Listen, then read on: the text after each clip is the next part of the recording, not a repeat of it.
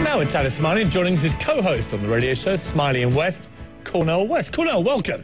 Blessing to be here. Nice to see you. To have me on. Always a blessing to be on with Brother Tavis. Now listen, you were a big supporter of President Obama. Oh, absolutely. But you've also said this recently.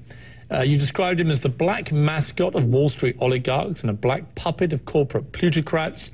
And now he has become head of the American killing machine, and he's proud of it. Pretty strong words. You stand by those words? Oh, I believe it. I believe it. I supported my dear brother Barack Obama because I wanted to bring an end to the age of Reagan. Greed running amok at the top, indifference to poor people, and highly polarized body politic. When he moves into office, who do we get? We get his economic team coming right out of Wall Street, in the shadow of Wall Street. America had a nervous breakdown in 2008, owing to what? Wall Street greed. Now, all of us are greedy. We're Christians. Tavis and I are Christians. We know we all have gangster proclivities. But gangster actions, fraudulent behavior, insider trading, all the various criminal activities, none of it investigated or prosecuted as of now, that's what led to our breakdown. Now we're having convulsions.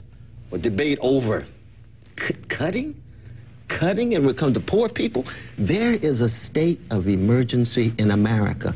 It is a matter of national security, the condition of poor and working people, as much as Iraq and as much as Afghanistan. Barack Obama does not make that a priority. That's why I'm deeply disappointed. Why is he not prioritizing this? He's got the wrong team. He's got the wrong people around him. It's very clear. When you say for example, I heard you say he's very calm and serene. I love calmness and serenity, but you know what?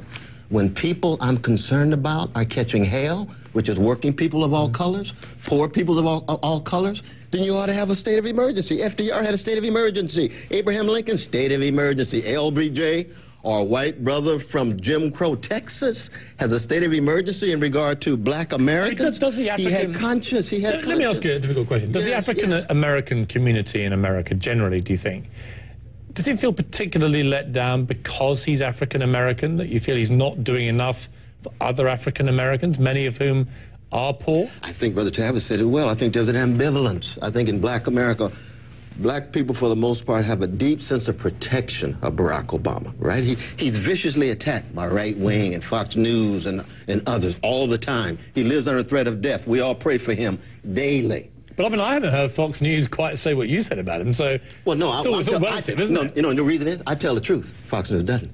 Oh, that's different, brother. So that's the truth. When you abuse him, it's the truth. When they abuse him, abuse. I love mascots. I love puppets. People choose to be mascots. They choose to be puppets. They're still human beings.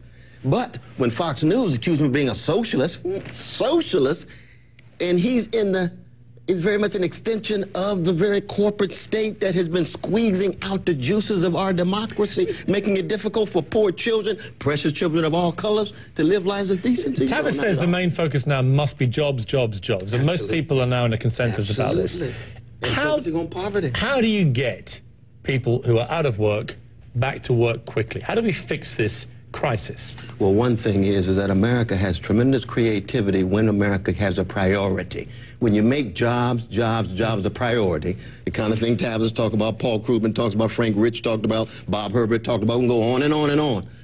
Robert Kuttner talks about, we come up with ways in which job programs. See, I totally agree with that. I think that is the American. That's the American philosophy is choose a problem and then attack it with everything you've got. I mean, if you're sick with cancer, you want to be in somewhere like Los Angeles because the doctors will go, boom! Absolutely. And I feel that until America collectively with this job situation does this and comes together and says, we are going to fix this. That's right. Until that happens, and it's not being driven yet by the top. They're too busy squabbling with each other. And some of this has to do, to your question, Peter, I think, with retraining those persons. As industries change, as we see where the future is headed, retraining those persons who are out of work now. Dr. West and I are honored to be on this program tonight, in large measure to announce this poverty tour. Starting August the 6th, we are getting on a bus. It's called the Poverty Tour, A Call to Conscience. The Poverty Tour. And what's the idea?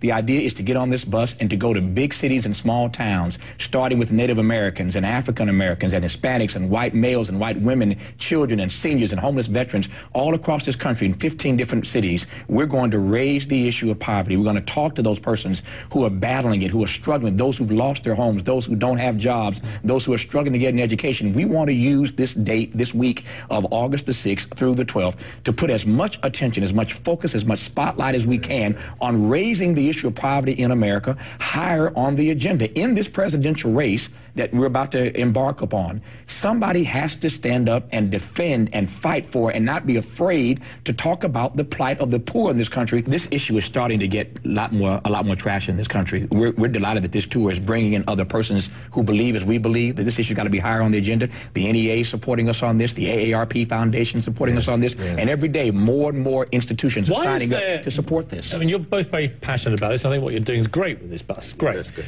Why is there not more anger amongst the average American at the moment? It seems to me there's a kind of tacit acceptance of their lot. But there's in other words, we know there are big problems, we're just going to have to suck it up. People helpless, people feeling helpless. But why don't they get out and show a bit of passion? Well, we've seen it in Madison, Wisconsin. We've seen it in Indiana. It's beginning to surface, but not much. But I mean, part of it, as you see, is because we've been dealing with a culture of greed is good. We've been dealing with a culture of don't tax, what was Brother Donald Trump said, don't tax our success, when he got the lowest tax rates in the last 30 years. When you got trillions of dollars in tax havens offshore subsidiaries for corporations. 1 out of 4 corporations didn't pay a penny of taxes whatsoever. Let me throw the devil's advocate here. Sure. Is it really the big problem that the rich aren't paying enough tax, or is the real problem that the poor are not being looked after properly? Well, it goes hand in hand. It goes hand in hand. I mean, Donald Trump has a point. You know, there are people self-made in this country who've worked incredibly hard to get where they are. Why should they have to pay exorbitant taxation? It's not exorbitant taxes, though, Brother Pierce, at all. The level of taxes now compared to where they were in the 1960s and 70s, it's very, very low. But the issue is this: when you give a priority to the interests of corporate plutocrats and Wall Street oligarchs, then you don't give a priority to jobs, nor do you give a priority to the kind of issues of poverty that we're talking about. And it doesn't have to be, to your brilliant question, Pierce, it doesn't have to be either or. It can be and should be both and. We have to look out. The rich have to pay their fair share, and I know a lot of rich people who are willing to pay their fair share. Absolutely. And the poor have to be looked after. One is happening, the other is not, and that's what we're saying. And this gap between the have-gots and the have-nots cannot continue to grow without us seeing some signs of that anger in the streets. Let's take a final break. When we come back, I want to hold a gun to both your heads, metaphorically, and say which of the Republican candidates, if you had to, would you vote for at the next election? Ouch. As we stand? Ouch. So, guys, come on. The metaphorical gun is at your head. You've got to vote for one Republican nominee as things stand. Since I don't see anybody yet on their Republican side who cares enough about poor and working people, I literally would just put the names on the wall and throw a dart and whoever it hit, that's good. I don't see a difference, honestly. Cornel, be more specific. There must be one who's least There's not one. Use the legacy of Martin King. He said we need a qualitative shift in our souls and a quantitative shift in our circumstances, puts the stress on poor and working people. I don't see one Republican anywhere near that. The problem is the Democrats hardly have anybody either. I'm critical of both parties. That's why we're talking seriously about Does the Tea Party care more, do you think, about the rights of ordinary people than the more moderate part of the GOP? I think there's elements in their message that do. The problem is they misconstrued and ended up in the pockets of the oligarchs and against government per se, rather than government being a force for good for working. Final question: will you both be voting for Obama this time? Pray for me. I'm a talk show host. I don't have to answer that question. Can't believe you both choked that. That's unbelievable. Tavis Smiley, Cornel West. Thank you both very much. Thank you so much. Thank you, man.